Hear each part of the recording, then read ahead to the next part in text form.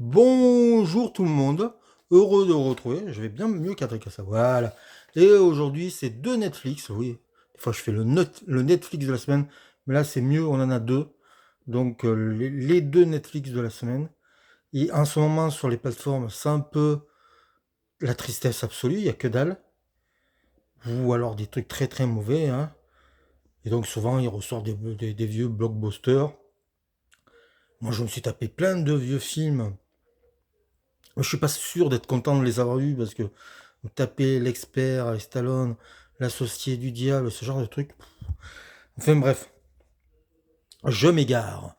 Donc je vais parler de deux films, hein, et deux films vachement bien.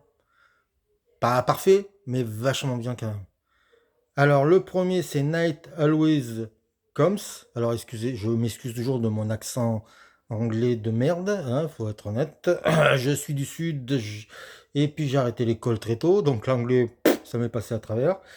Alors, c'est un film de Benjamin Caron, ou Benjamin Caron, comme on dit, avec Vanessa Kirby. Vanessa Kirby, qui était l'héroïne des 4 Fantastiques cet été, et qui se retrouve dans un film noir, sur Netflix. Euh, le pitch est simple. Euh, c'est une Lynette vit dans une petite ville. Alors j'ai oublié, j'ai pas noté le nom de la ville où se déroule le film, mais elle a toute une nuit pour trouver 250 000 $ pour acheter sa maison pour ne pas être virée de la maison. Et donc c'est son combat où elle va faire des rencontres, surtout des mauvaises rencontres, elle va faire des mauvais choix. Ça va, voilà, alors des fois on est dans ce qu'on appelle le film de gangster, parfois le film noir, parfois on est un peu dans l'absurde, on tourne vers le mélo, on est aussi dans le film social. Dans le film, il y a Jennifer Jason Leigh aussi, et c'est toujours un plaisir de le voir dans un rôle de mère indigne. Voilà, c'est un visage de l'Amérique. C'est typiquement le film qui, il y a quelques années, avait des prix ou passait à Sundance. Euh, Vanessa Kirby est absolument démente. C'est une très très grande actrice. Ça, elle se fond dans le film. Voilà, l'intérêt c'est elle. Il y a aussi le plaisir de voir un film tourné de nuit de bien belle manière. Alors Benjamin Caron, c'est le réalisateur. Des fois, comment dire. Alors je crois pas qu'il ait écrit le scénario, mais des fois le scénario se perd, se répète.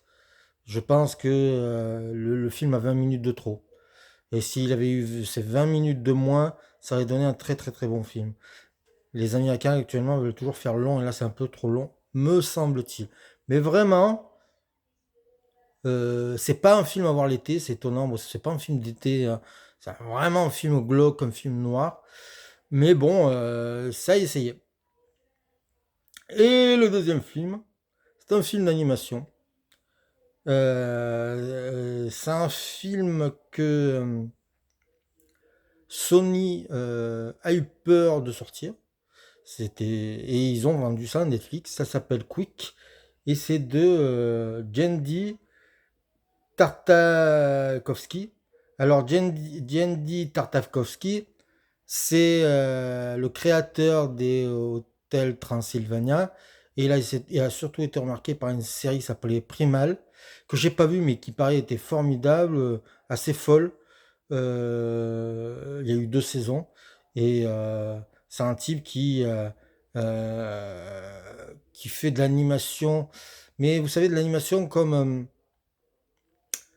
on pourrait dire de l'animation adulte comme Ralph Barsky dans les années 70-80 ou alors moi j'ai beaucoup pensé à un dessin animé de Picha qui s'appelait Tarzum ou la honte de la jungle parce que Quick c'est la vie sexuelle des chiens en fait. C'est le film La vie des chiens, euh, la manière dont ils vivent quand ils sortent dans les squares. Et puis c'est l'histoire d'un chien qui fait une dernière balade parce qu'il sait que le lendemain il va se faire castrer. Et donc, son but, c'est de baiser. Voilà, hein.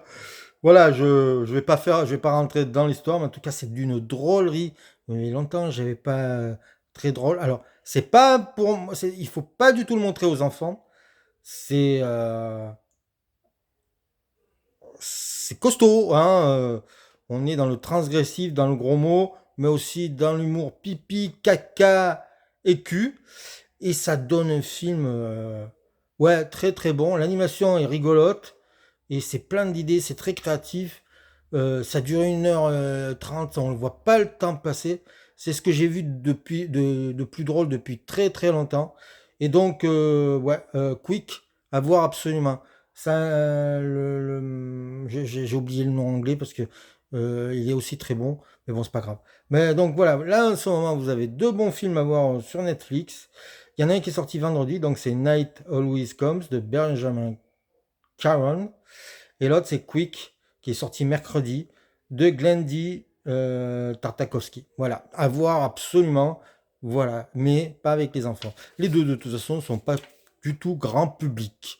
Mais ce sont des belles surprises parce que j'attendais absolument rien de ces deux films.